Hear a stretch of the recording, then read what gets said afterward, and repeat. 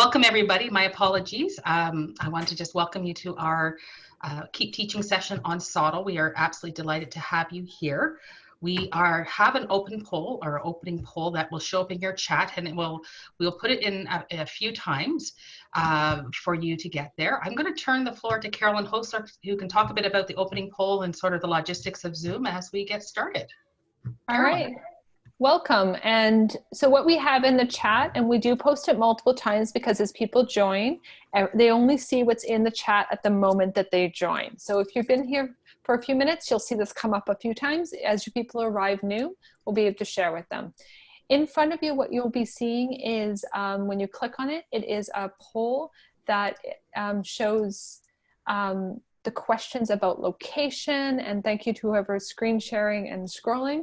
So you'll see location, what is your role, the current status of your campus being open, and what is the status of fall classes on your campus. So we do this as kind of a poll each time to see how things are changing over time. And I'm just going to share the screen so I can share our results as they are rolling in. So just a reminder that please continue to post your results because we do at the end provide a summary back to the community. But in terms of where people are starting to come in from, and in terms that we have 30 people joining us, but so far in terms of our poll, we only have 14 responses. So we will hopefully get more coming in. But we can see that we have quite a few people coming in from Alberta, Manitoba, Ontario, as well as Nova Scotia and PEI are represented. The roles are educators predominantly, with education developers, deans, department leaders, communication, and students as well. And what is your current status of campus being open? We have access restricted on the majority of campuses at 65% now. As you can see, it auto updates. And what is the status of fall classes on your campus? And right now, 47% are in discussion and 28.6% are moving are planning for all online. So that gives you a sense that this is going to be very much an online fall, it looks like, with really restricted access, which may have also implications for SoTL. One of the things you can do and note is in your settings, you're able to actually mute whether or not you hear the computer sounds as it gets shared through. So just a heads up on that. But yes, so in terms of where people are coming in from, we have people coming in from the east coast of the country, as well as Ontario, Manitoba, and Alberta. Sorry. All right. So that is our poll for today. And in terms of tech, I'm going to do the bit of a tech overview. You're welcome in Zoom. What you'll notice at the top of your screen, if you're on a computer, in the top right corner, you can hit gallery view and see a lot of smiling faces, or at least sitting on Zoom faces. And then if you're on an iPad, you'll find that access point on the left-hand side. So if you're on a tablet, it's on the left, on the computer, it's on the right. But if you go to gallery view, you can see everybody. This note that if the speaker hasn't spoken for a while, they may be on page 2 of your slides, so you can see all the different faces there. So that gives you an opportunity to see this. Please continue responding. As you note, we now have 25 respondents, and this helps provide kind of further context. So we are still seeing quite a bit of discussion still going on for the fall classes as well.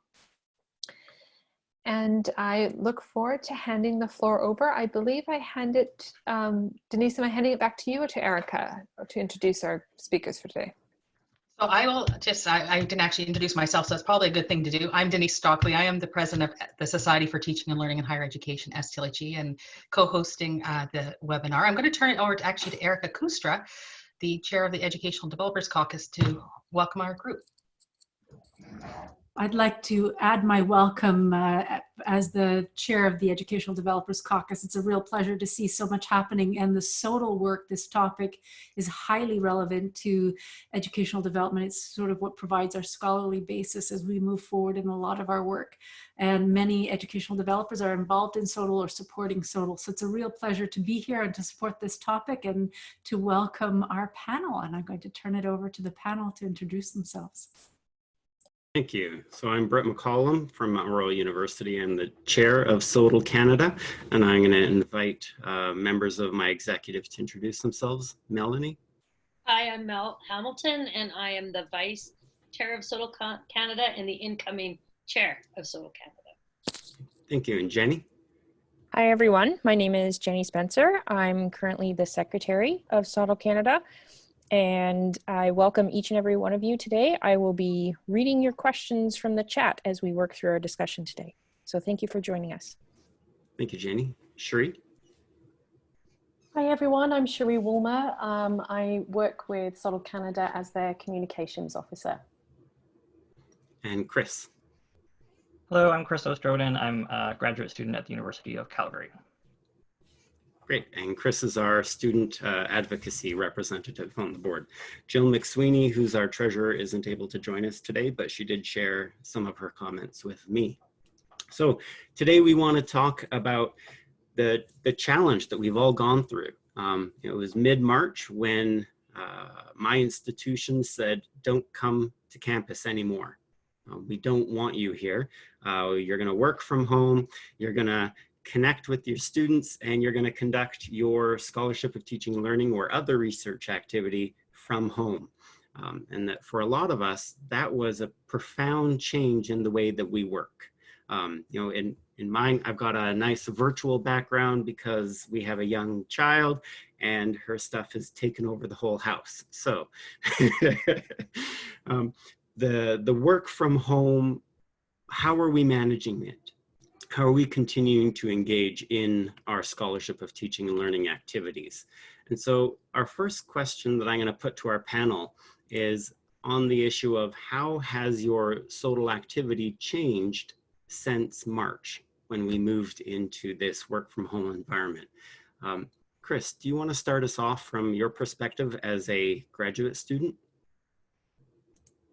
Sure. So my SoTL work has sort of petered off in a little bit in a way, or at least shifted. So I was sort of in the midst of a SoTL project, and what's happened is we're actually at the tail end of it. And so we were supposed to do one more round of data collection in April, basically. So obviously that didn't really happen because we were supposed to be doing in-person interviews. Fortunately, we're in the middle of sort of transitioning that process to going online and doing a survey or questionnaire instead. So it wasn't too big of a shift, but and for others that was not so straightforward. So thankfully, I'm still able to continue on without some of that work. And then also some of the other projects that I'm a part of were happening virtually anyway. So those haven't really changed too much. So I'm lucky in that sense. But I know there's some other people that are thinking about future SoTL projects that are not really sure what to do. And another consideration we've had too is just initially we were thinking about, well, maybe we can come back to these in-person things in the fall, but by the looks of it, that's not a guarantee that that'll even be a possibility. So we've sort of just taken the strategy of let's work with what we can and what we do know at this time, instead of sort of speculating because everything is just so uncertain right now. So we're working with kind of what we got. Melanie, what's been your experience? Well, I have kind of two hats. One is supporting the SoTL research and one is an active SoTL researcher. So with the active project I'm working on right now, it was our intent to survey teachers in the K-12 system on their ideas of academic integrity. And given the fact that we were just going to be starting our data collection around mid-March, we've had to put that on hold because the priorities of the teachers right now is to just surviving through the end of the year for their own K-12 students. So we didn't want to burden them with having a survey sent out or have a low response rate, given the fact that teachers' priorities are so different. So that's kind of hat one. So like everybody else, having to push pause on a project. And then my second hat, running the SoTL research program at Lethbridge College, is supporting our researchers who are in the midst of doing SoTL research, and some of them were in the midst of data collection. So to maybe seeing if there's any way we could kind of adapt their projects, and then looking at the SoTL researchers who were given grants for next year and how are their research projects going to go forward, given the fact that we'll probably be online in the fall. So I think the biggest word I could say is adapt. We're adapting. And in my own experience, I can definitely say working from home is very challenging right now, particularly where all of us are working from home. One of my favorite parts of the year is getting to go to conferences, and that part of the SoTL experience of disseminating the work and engaging with others and hearing their feedback on our experimental design or our results or how our scholarship of teaching and learning might impact their classroom. And so to not have that community portion where you kind of get away from campus and you engage with other people who are passionate about the same topics as you, that's been a really sad part for me, not getting that experience. But webinars like this have actually filled the gap for me in a really emotional way to be able to connect with other people. I found I have a lot of my SoTL work, like Melanie, has shifted in that I'm having less time to engage in data collection because I'm spending a lot more time supporting others, whether that's someone in my campus or someone that I know outside of my university who's reached out to me to say, this is my situation, how do I manage it? How do I keep going forward with my teaching? How do I use scholarship of teaching and learning to inform my practice if I'm going to be teaching online in the fall? And I see that as a really important part of our role as SoTL scholars, is helping to translate the research from the literature into practice. Now I'd like for us to think about what are the supports that exist for SoTL scholars. Cherie, do you want to share your perspective? Yeah, like Mel, I wear two hats in thinking about this question. One is supporting colleagues at my own institution, which is McMaster University, my own research, and supporting others in other parts of Canada and internationally. In our own institution, our grant program for SoTL scholarship and for our student partners program at McMaster, where students are engaged as co-researchers in SoTL work. We did find that we had to delay some of those processes, especially to give reviewers of our grants program, for example, extra time for feedback. But those projects are all continuing or about to start through the summer. And that's really encouraging, actually. We gave colleagues the opportunity to either pause or withdraw project proposals if their circumstances had changed, but actually we were really heartened to see that many people wanted, with some adaptation, as Mel was saying, able to progress their work. That also involves individual consultations, so we're doing those virtually. In terms of supporting colleagues outside of McMaster, in Ontario, we do have, through our regional SoTL group, a series of action learning sets, and I've been very fortunate to continue those conversations with colleagues, some of whom are joining us today, where we're able to keep talking about our different institutional contexts and how they have changed. And then beyond that, it's really, in terms of my own networks, just checking in and adapting, focusing on writing up projects, or again, giving some additional time if people need that in their different contexts as we kind of move forward over the summer. Thank you.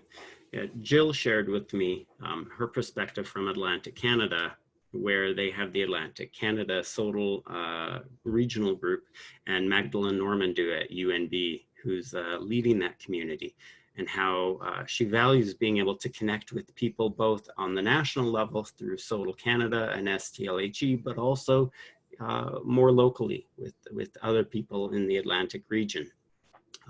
She also mentioned on the personal note, having colleagues at work that she can interact with and remind her that it's, things are okay, as, what your plans look like in the morning might change an hour into the workday and then change again later that day and change again by the end of the day.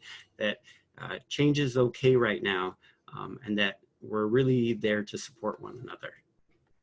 Mel, what supports do you see? I think it goes back to what we've all been saying right now, but there's your, and we've kind of talked about this in our SoTL workshops before, is like coming into the SoTL party and reaching out to your SoTL friends. Is that our message today is that no one is alone. So that if you have questions about your SoTL project, or you are supporting people with SoTL, or you know people doing SoTL and people are at a standstill, is to reach out. So the national board, all of us are really willing to help you out at different points of the research process. If you're in data collection and have to pause, or data analysis, or you're not sure what to do in the fall, if your research project was intended to be in the classroom face-to-face, and how could we help you adapt that to an online version, similar project? Or if you have to pause it until the winter term, how can we help you with that? So I think the biggest thing for us is reaching out to your SoTL friends, and the community is really inviting and supportive. So even if one of us doesn't know the answer, we also have a web of connections that we can virtually introduce you to people who are doing similar projects that might be able to help you out. So that's one. And then I think our regional groups, which we have kind of been building for the past year, will really help as well into the fall, is that you can connect, because nationally sometimes it's very broad, but if you can connect more with your national group, the local group might be a little bit easier because you have similar nuances from province to province. So hopefully, if you guys are stuck or know of anybody that's stuck, is to really tell people to come see us, and hopefully we'll be able to help you or put you in the direction of people to help you. Great, thank you. And this is where we wanted to take a pause and invite you, our audience, to share what supports you're experiencing or that you're looking for as you go through this very unusual time. If you want, you can raise your hand, or it might work well if you put a comment in the chat, and then Jeni and I can call on you. Was that Ellen? Did you raise your hand? No, okay.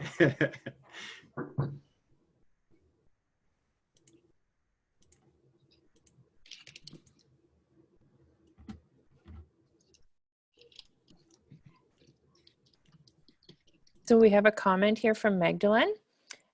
Thanks, Magdalene. Just noting that there are working groups within, I'm assuming that means within SoTL Atlantic, within the SoTL Atlantic Regional Group. Magdalene, if you wish to elaborate on that, I invite you to do so now. Yeah, hi. So my plan for the spring had been to have a SoTL Institute at UNB Fredericton for the regional group, and in sort of getting started in SoTL type of thing. And obviously that went, to sort of compensate for that, I have started some small working groups, 4 or 5 faculty members, put people in groups, and we're working through this book, Engaging in the Scholarship of Teaching and Learning by Bishop Clark and Dietz Ulla, or however she pronounces her name, I don't know. So the groups have only just started, and the point is each tiny group is their own community of practice, so they set their pace and exactly how they're going to roll with it. But the idea was just to connect people from the different institutions in Atlantic Canada who feel the need for community right now and for getting going and learning together. And my first meeting of my tiny group was awesome last Friday. Thank you. And Jeni, do we have another comment? We do. So Denise is asking or stating that she's curious about the impacts of COVID on local research ethic boards and approvals for SoTL work. Can anybody respond to what their institutions are doing in response to the ethics piece and approvals around SoTL work? That's one of the things that we're going to talk about later too, but what we're suggesting for people is to reach out to their own institutional research boards first to see what support the research boards may have to offer individual projects, because I think it's harder to answer that question in a broad statement, rather that it might depend on each project individually. So for example, if you have students who are graduating in their last year of their program, yet you wanted to do research on them in the classroom, you may not be able to continue with that project. And so then is there a possibility to save that project to where you are? And then some questions or research questions are more adaptable to, okay, we might not be able to ask it this year. Like for example, with my K-12 research, like might not be able to ask it this year, but it's a general enough project that I can just put a pause on it and do it into the next year. So I think tapping into your own institutional research boards will help. Thank you. Yeah, I see that Jen asked a question about the challenges supporting faculty in moving into a new SoTL project with all the uncertainty that we have going into the fall semester. And that really relates to our next topic about a compassionate approach to SoTL, particularly during the pandemic. There's the issue of showing compassion to our students, our research participants or research partners, as well as each other. And Jill shared with me that for her, compassion is about having realistic conversations to reflect on what's truly possible right now, to give each other permission to plan, to rethink, or to even hit pause on a particular project, and identify how do we manage that within our traditional tenure and promotion processes, recognizing that a project may not be appropriate now, but maybe is appropriate to resume at some point in the future. Melanie, what were your thoughts around being compassionate? Part of the thing is that we have to remember is we have to be compassionate to ourselves too. Like Brett had mentioned earlier in the start of the webinar, is most of our days are unpredictable, particularly in the ed developer role, where we might start off the day with a set of plans, and that those plans might change 3 or 4 times by the end of the day. And I think everybody's getting Zoom fatigue and fatigue from being at home and fatigue of the uncertainty. So there are days where I'm imagining most of us feel that is research really our priority right now, and we're just in survival mode. So I think my first bit of advice is be compassionate to yourself. And then to be compassionate to those around you if you have research group projects. So, we might be raring to go today, but maybe one of our research partners is having that same day we had the day before. So is that we have to be compassionate with ourselves, our working groups, and then eventually with the people that we are collecting data on. And we'll talk a little bit about ethics in research in the COVID situation, but is like, what are the priorities for the students when they come back in the fall? And what are the priorities for our other colleagues if we're researching colleagues, or if we're at the meso, micro, macro? If we situate that, is if we're at the macro level, maybe the institution's priority isn't your research right now. And it doesn't mean it won't be, but it means like we just might have to, again, adapt and shift depending on where we are, like a month from now and 2 months from now, and then in August when we get going with all hands on deck for what the fall will look like. So at this point, we'd like to talk about the ethical considerations of seeking research participants in this time during a pandemic. Cherie, can you share your perspective from McMaster?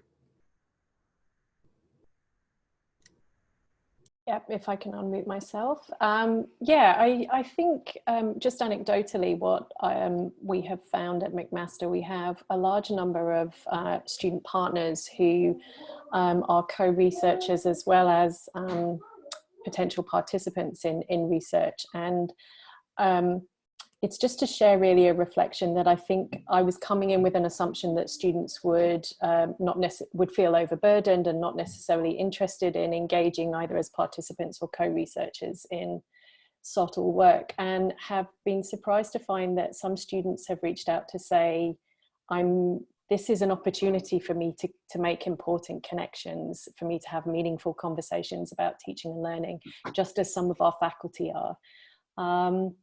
So whilst there are ethical considerations about not placing undue burden on people. I think it's important to always start from a point of a conversation of where people are at in terms of their interest in engaging at this particular point in time. And it connects back with the compassion that Mel was speaking about, that kind of flexibility that things can change day to day, hour by hour for people. Thank you. Yeah, this also goes back to the earlier comments around human research ethic boards or internal review boards. There's going to be a really big role for those boards this next year, as they have to examine the local context and what is appropriate based on what's going on at your institution. I know that Jill shared with me that she sees, particularly in asynchronous learning environment, the lines blur between in-class time and out-of-class time. And so there's a concern about how do we support our students in their learning in our course and provide them that time to engage with their other coursework and not overburden them as we invite them to participate as a member or be part of a research project. And so having that open conversation about where people are comfortable and what they can manage is an important part of it. Chris, can you share your perspective? Yeah, just flip side to Cherie's sort of comment of making sure we're respectful of students where they're at and kind of what's going on.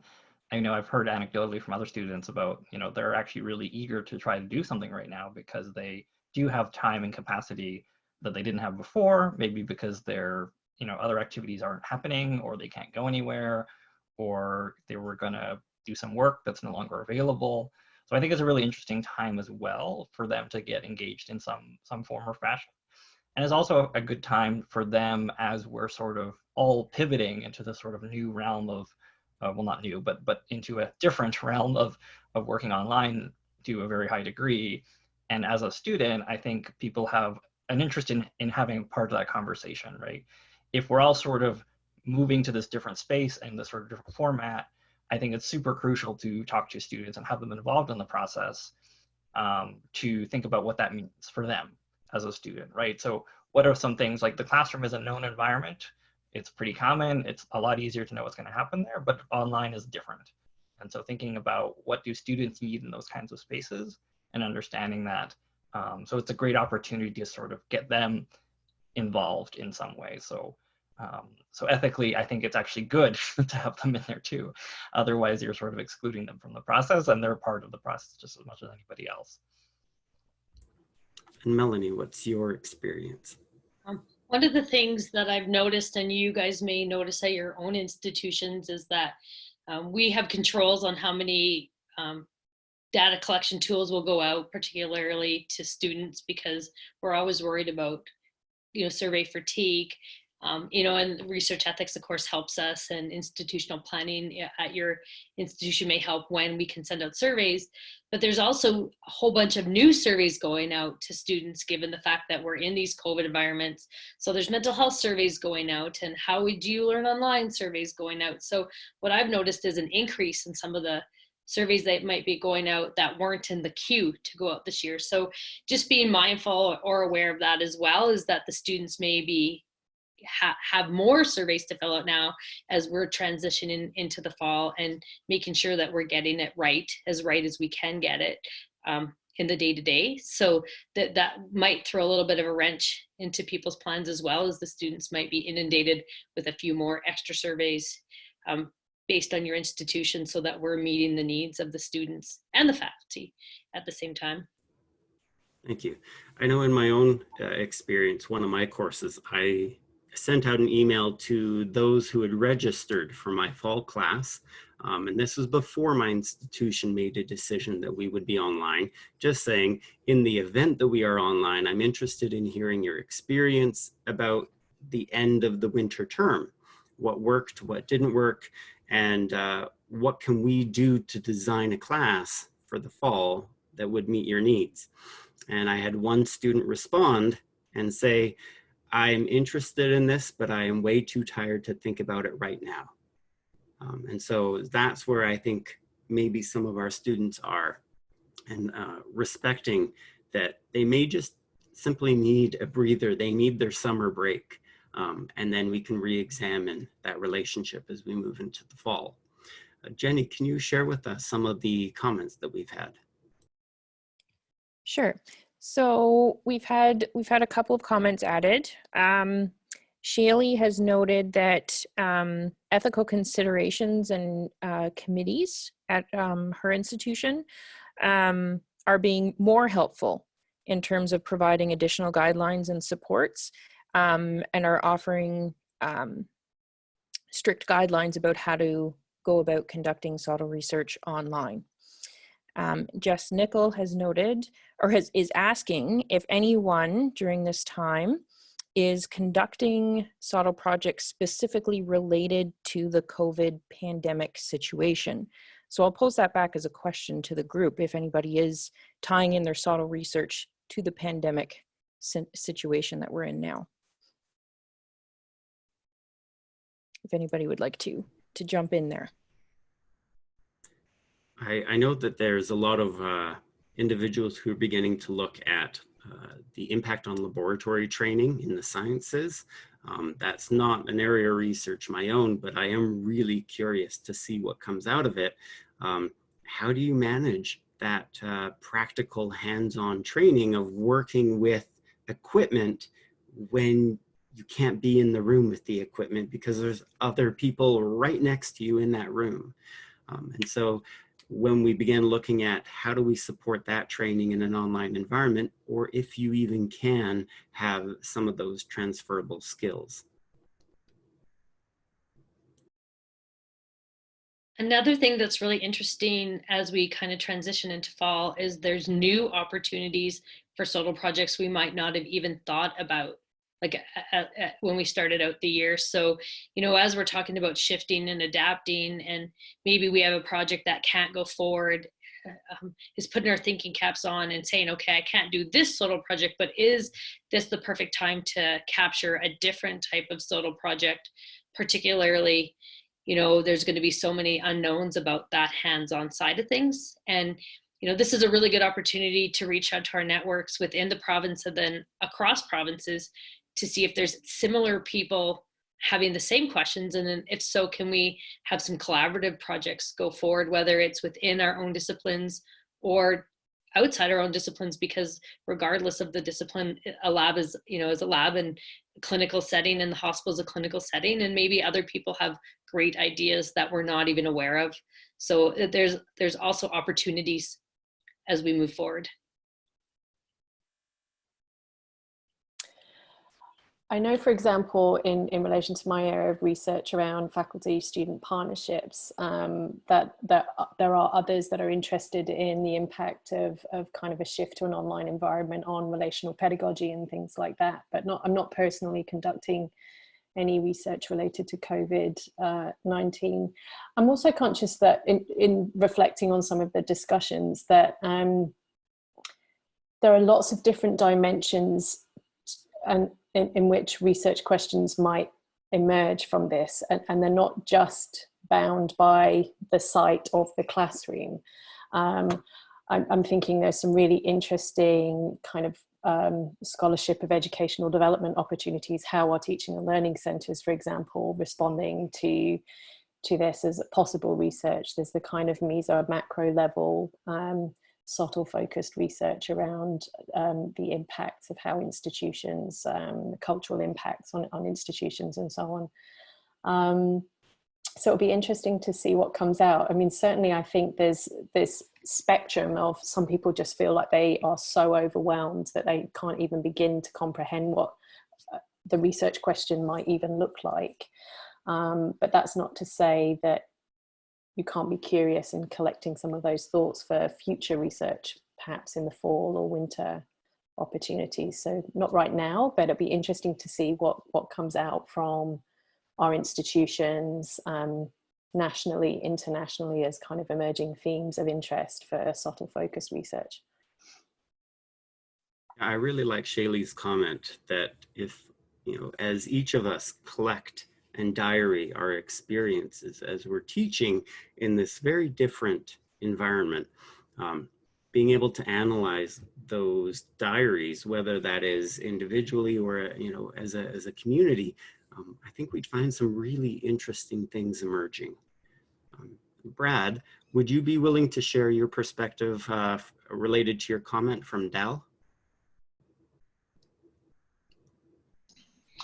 Sure, I'm not, so Dal has been, so we are running, our student affairs ran a survey of students, and we're in the middle of running a survey of faculty on kind of their experiences so far with the transition to a kind of an emergency remote environment. But I'm part of a couple conversations. I got roped into some conversations with some people in the US and New Zealand and Australia about this, the interest in actually doing kind of a deeper dive into the faculty and student perceptions of the impact of online learning now that people are experiencing it, whether they want to or not. And so so there are a couple of people talking about possibly running pre and post surveys before the fall term, for example, and say like let's see what does this look like in terms of kind of the how kind of a mandated move to online learning might influence perceptions about the value of online education as part of the higher education landscape. So there might be some interesting opportunities to do, like Cherie said, the meso macro level kind of things where we're looking at bigger institutional questions or bigger programmatic questions, like was mentioned, like what would it look like to talk about what is the role of chemistry education online? This is a really good opportunity to look at that because there's going to be chemistry departments everywhere, moving online with what they're doing. So I think there are some really interesting possibilities with that kind of cross-institutional collaboration if people could get organized, and I recognize how uncertain the times are and how difficult that might be. I wanted to add one other thing. I was just actually in the middle of typing it when you called on me. But one question I'm really interested in is a lot of people have actually started doing research on how we support student success, particularly for students from underserved communities, and how we might approach different things around supporting or trying to kind of address social inequities within kind of the way we structure particularly first year or gateway courses. I'm really interested in what the impact of this lived moment is on students from underserved communities, and how in particular my worry is that moving online will have a significant negative impact in terms of perpetuating social inequities. And I could be completely wrong. That could be a completely false assumption, but I'm really interested in exploring that further. And I don't know, yeah, that's the thing that I'm kind of losing sleep about at night as I kind of my brain goes. So, do we have anyone on the panel that can share thoughts on that, or anyone from the audience? Oh, Mel. Brad, I agree with you. I think we've had kind of a lot of those conversations at Lethbridge College at that macro level, saying like, what are we going to do for students who are in the rural areas who just don't have the bandwidth to have their computers on all the time? Or one of the things that some of our instructors were doing to try to help the students along was recording themselves teaching and then putting the video up on our Canvas LMS, but then the students couldn't open them and they couldn't play them and they were getting kicked out. And so that was like a gap that we were trying to solve. So, and on one hand, the instructors are trying to be creative and think outside the box on how to deliver the information. But on the other hand, it's like some of the students just still don't have access. And that includes a conversation we had about what do we do with our international students in a synchronous environment when their time zones are so different? And is it ethical or reasonable or moral to be getting a student who's out of country to be logging on at 2 in the morning because an instructor wants to offer a 9 a.m. Mountain Standard Time class? And so that's part of our everyday conversations now, is how are we adapting and to the synchronous versus asynchronous versus online versus polysynchronous ways of teaching with all those other extenuating circumstances. Thank you. So I see what we're all exploring here is that tight relationship between our scholarship of teaching and learning and our teaching practices, and that we really can't separate the two without one impacting the other. So as we move forward and we're looking into the summer and the fall, I want to ask the panel, what is one tip on how to maintain your SoTL during this time? Cherie, can you share your thoughts?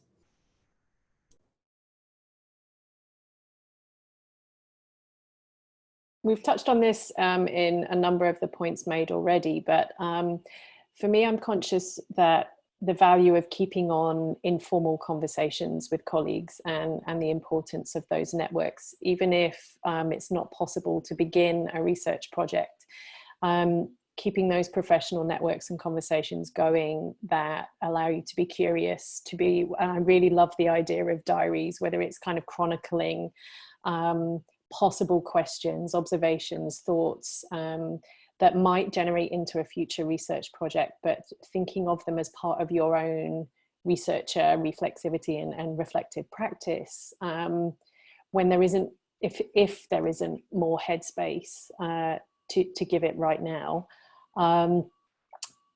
is one tip that I think just keeps the cogs turning, if you like. And as I say, I've really valued just conversations with others. It can be quite isolating. So knowing that your peers, other scholars in the field are either also struggling or finding kind of small wins here and there, really important. Thank you. And Melanie? I think the two kind of pieces of advice, and one goes back to the same thing I talked about before, is be patient with yourself and give yourself a break and allow yourself to have those days where not everything has to be accomplished by the end of the day. Like, look at your small wins, especially as we get in the summer and it's gonna be nice and we have holidays to take but nowhere to go, and if you have kids at home, they're going to be done school in a really done way. And so to make that work-life balance a priority, that's my first piece. And then the second piece is reach out. Like, reach out to us, reach out to your SoTL friends, that you're not in this alone and we have your backs. And, reach out to the SoTL Canada board. We'd be more than happy to walk alongside you in this journey. And if we can't specifically answer your question, collectively, we're pretty ingrained in the SoTL community across Canada. And we probably know someone who's doing something or someone who knows someone that will be able to help you. Thank you. And Chris? Yeah, just sort of building on what I was mentioning earlier, just sort of taking a moment to be a little reflexive and taking stock of your just general teaching approaches. And for me, it's been interesting to just think about new perspectives that I had not maybe thought about, or as much as I could have in the past, of like, why am I doing teaching in this particular way? Why am I doing research in this particular way? What am I missing? And is there a new sort of avenue that I can think about teaching and learning that I hadn't thought about before, just with this sort of massive disruption to everyone's lives? And so it's just a really fascinating opportunity to sort of rethink some of those sort of fundamentals that maybe we don't always think about, or we've been doing the same way for a long time and haven't really put too much time into thinking about why we're doing things the way we're doing them. So it's also a new opportunity, I think, and new avenues for SoTL research, especially because I know the online space has not been particularly well served in SoTL research, because it was always a minority of people, right? And now suddenly everyone's thrown into this. So it's an interesting new space to explore in a sort of more bigger, broader way that hasn't been ever the case by necessity. So I think it's an interesting opportunity to keep looking at those sorts of things. Great. And if you have members of the audience, if you have ideas to share on a tip to maintain your SoTL, if you could just raise your hand in the comments, and then Jeni will call on you. So Fabiola, you have provided a tip here. Would you like to share it with everyone? Sure, yeah. Sorry, I'm not webinar ready, but one, I think it was a really important point to think about, that right now, for a lot of us, maybe our SoTL work is not the priority, but we need to kind of keep that undercurrent going. So my role is an educational I have an educational leadership role. I'm a director for an undergraduate program. And so obviously with everything that's happened, that's really redirected all of my attention in various other directions. But one way that I've thought that has really kept me kind of from losing that complete tie to my SoTL work is to be able to attend webinars and actually seek those out, seek out the ones that are most relevant to the work I'm doing and to the communities I want to keep, the networks that I want to keep tied into, and also just re-engaging in very purposeful reading of the SoTL literature. So I'm now exploring SoTL literature that goes beyond the work that I'm doing, just kind of as today I'm going to take 15 minutes and read, let's look at the table of contents of the newest journal that I'm interested in and see what's going on there. And that might not be related to exactly what I'm doing, but it keeps the cogs turning. So I'm finding that really helpful. And it can be brief and small, and it doesn't have to take the attention of my entire day. So that's why I find that to be helpful. Thank you for sharing. Carolyn, you've added a discussion here about your writing groups and encouragement from peers. Would you like to elaborate on that? Yeah, so one of the faculty members that I've published with as well on a SoTL project, one of the things she's done is has a Facebook group. And so we basically, it's 10 minutes of writing. So the idea is that you touch base, it's lightweight, and then we post encouragement. So people who want to post a milestone, they can get celebrated. But also you can post and just say, I did my 10 minutes. And it's flexible because we realize that everybody, that 10 minutes may look very different. And it may actually be a case where it's 10 minutes once a week as opposed to 10 minutes every day. So there's been some self-compassion that was talked about, as well as the idea of just recognizing that we like our community and it's helpful to not feel so alone. So the idea of posting encouragements, but this was Lorleen's work that she's doing is encouraging others to write. So it's just been nice to be part of it. Thank you, Carolyn. Does anyone else have any tips they would like to share? Could I maybe come back to a point that Erica made right at the start? We've focused a lot of the discussion on, as individuals, either supporting others or in our own work, what we can be doing. But I think there are some really important kind of institutional dimensions for those of us that are championing SoTL and kind of making the case that SoTL it kind of goes hand in hand with scholarly approaches to teaching and that kind of foundational piece. And I think we need to not lose sight of the kind of importance of advocating for the continued need for SoTL in a climate where everyone is grappling and panicking about how best to deliver an approach and be successful in the online learning environment. So I think there's also a dimension here for centre directors and those of us that might have the ear of senior admin in institutions to keep advocating. We all know that for many, SoTL can be done on the side of the desk. In some institutions, it's really quite problematic to get the legitimate time and space to do it. So yeah, just to kind of loop back to where Erica was starting, that I think it's important that we don't lose sight of the continued advocacy of the validity of this field and the area of work that we're all contributing to. Thanks, Cherie. Brad, I see you have added your strategy for keeping the SoTL wheel going. Would you like to elaborate on any of the points about how you're blocking off those times, scheduling that? Well, so I guess I'm finding, and I'm sure everybody else must be too, that with the move remote, my calendar is busy already. I'm a senior administrator on my campus, but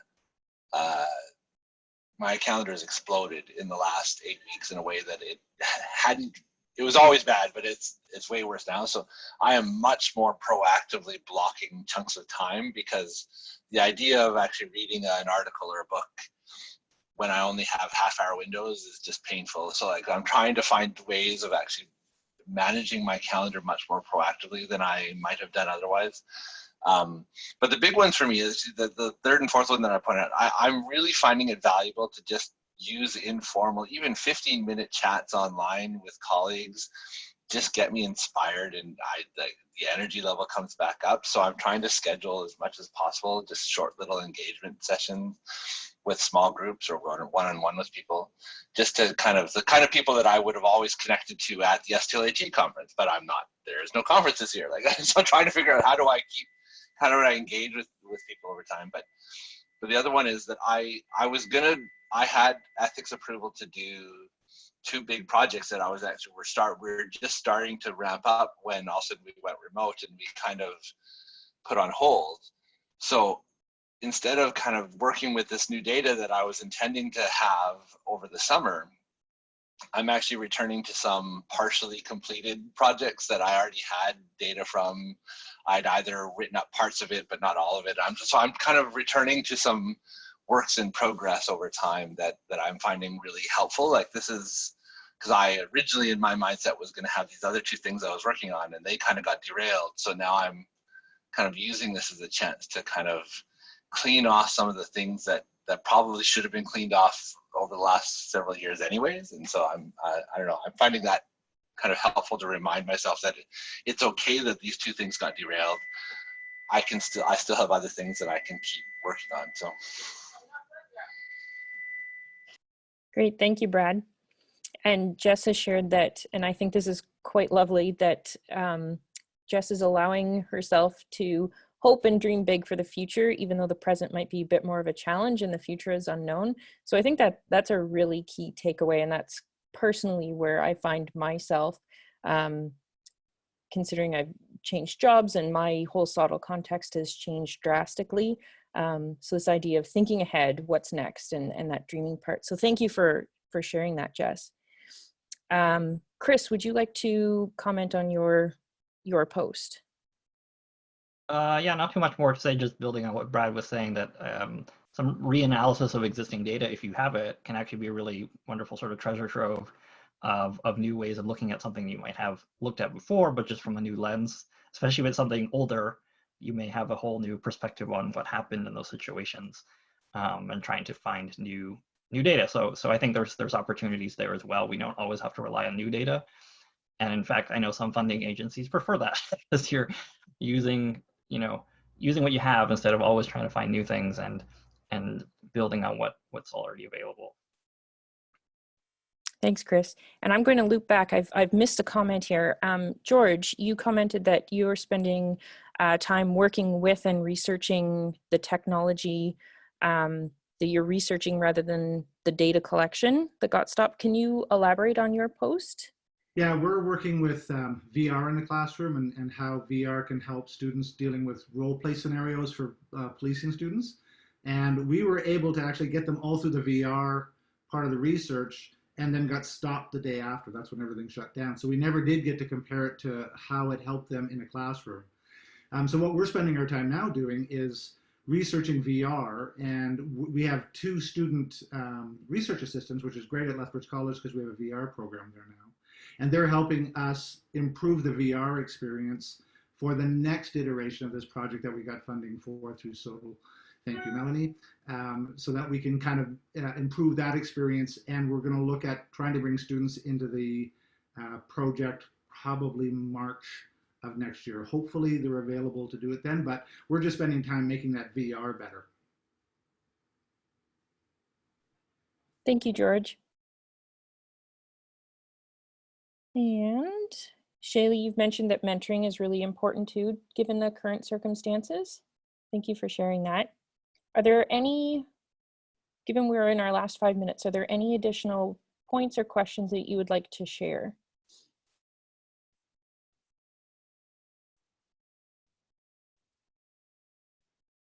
So I'll pass it back over to Brett now, but please feel free to keep using our chat area to post your questions and thoughts. Thank you, everyone for coming and joining with us today. I think what I'm taking away from our webinar is we have a really compassionate community, that we're very interested in supporting our students. We're interested in supporting one another. And I think that's what's helping us get through this challenging time. So I encourage you to keep that passion that you have for Scholarship of Teaching and Learning. Do what you can to collect data, whether that data is on your own experience during this time, or whether or not you have a project that you're in the process of designing, that you can continue that design process. I know for me, a lot of my SoTL right now is actually going to data that I have. I just haven't had time to process or write up. And so it's a productive time for me in that sense, that I can begin to clear off old projects. So reflect on what will work for you in your context, and remember that you have a community that you can connect with. You're not doing this alone. You have your regional SoTL group, you have SoTL Canada, you can connect with us and other members of our community, as well as even greater, the STLHE community. So continue to keep connected. We're there for each other. And thanks so much for joining us today. I hope you have a great afternoon, and wish you well.